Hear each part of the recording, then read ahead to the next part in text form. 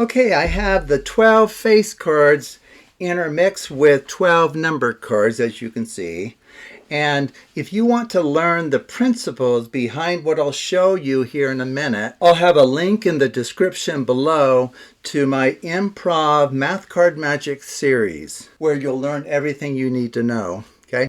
But just knowing the structure, as I'm demonstrating here, you can do what I'm doing right away.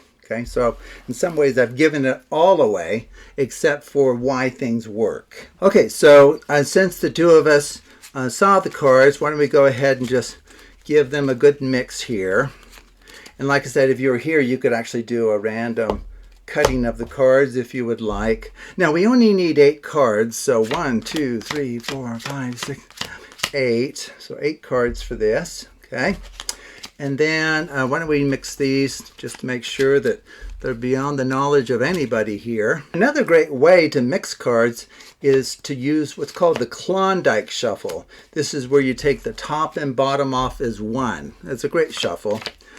Okay, why don't we do some left-right shuffling with you sounding in. How should we stack these? Left on right? Very good. Do another one. We can do as many of these as you like. You need to know that as the performer. Left on right again. Okay, so that's not a joke. You can do these forever. Well, not forever. You won't finish the trick. Theoretically forever. Right on left. Okay, very good. And then another great way to mix cards is something called the mange over-under or under-over. Either one works just fine. And at this point, I think we'll just deal them out into 4 piles, like so, and just take a look at what has happened here. Oh, okay, so that's interesting. 2 red number cards, 2 black face cards, that's kind of curious. 2 black numbered cards, what the heck are these? 2 red face cards. How in the world did we do that working together? You must have just stacked those 2 piles in just the right way. Well, often spectators will say, do it again. You know, they want to see something done again. And so let's do it again, but we're not going to actually do exactly the same routine, okay? But we do need 8 cards. See, 2, 3, 4, 5, 6, 7, 8, just as before. And then we can give these a good old mix as well. That's just fine. And now I think what we'll do is we'll just deal out half the cards with you sounding in. How would you like these stacked? Your choice. Right on left. Okay, very good. And then why don't we deal out into 4 piles with you kind of dictating how we stack these from left to right, right to left, or leapfrog stacking if you've seen that before. It's kind of a fun way to stack. Just left to right, no leapfrog, whatever that is, right? Okay, let's do another one. Whoop. Well, we know where the 5 of diamonds is. Okay, well, what would you like here? You want right to left, but leapfrog this time. Okay, let me show you that. So this one leaps over its neighbor lands there. This one leaps over its neighbor lands there. How would you like these stacked? Left on right? Okay, very good. Should we do just one more of those? Since we may have kept track of, you know, where that 5 of diamonds was, I guess. Left to right, no leapfrog.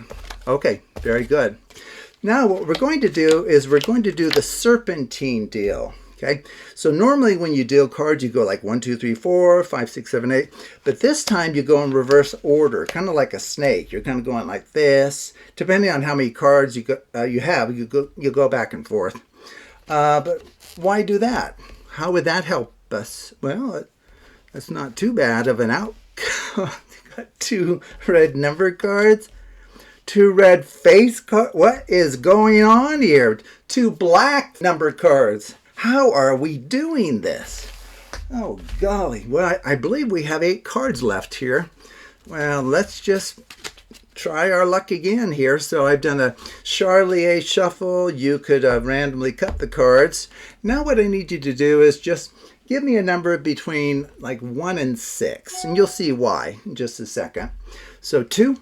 Okay, so what I'm going to do is I'm going to count out 2 cards and then flip them. 5 now. 5. 1, 2, 3, 4, 5. Okay.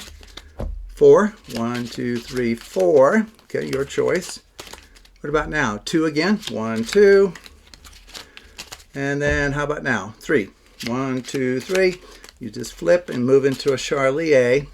And now what we're going to do is we're going to push off half the cards, set the other half down like that. And then we're going to randomly flip one over. Which one would you like to have flipped? This one? Okay, that's fine. How would you like those stacked? Right on left? Okay.